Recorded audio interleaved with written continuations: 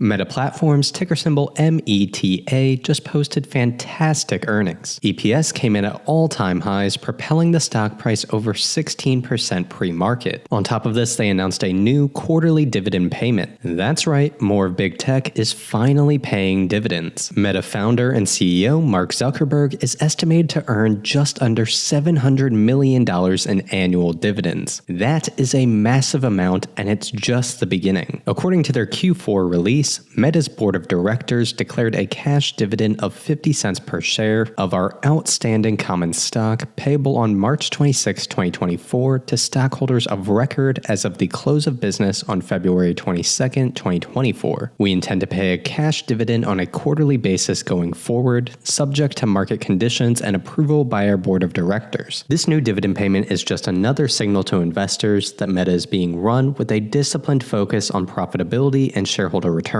In today's video, I'm going to provide a brief look at Meta stock and some other highlights from their recent earnings report. On top of this, I'll be answering specific questions around the dividend. What will be the annual dividend? What is the dividend yield? What's the payout ratio? What kind of dividend growth can we expect moving forward? Finally, I'll answer whether or not I plan to buy Meta stock. My name is Zach, this is Dividend Data, and you should leave a like and subscribe to the channel. Throughout, I'll be using my stock research tool, which is available at dividenddata.com. Link in the description and pinned comment. Meta Platforms is the parent company which owns Facebook, Instagram, WhatsApp, Messenger, and their Meta virtual reality products. Meta stock is now firmly valued over $1 trillion, especially when we add on today's gain in share price. Following a disastrous 2022, Meta has recovered with both earnings per share and share price hitting all-time highs. There is reason to believe growth is only set to continue. In Q4, Meta had over $40 billion in revenue. That is the highest quarterly revenue in company history and a 25% increase year over year. Operating income came in at $16.38 billion,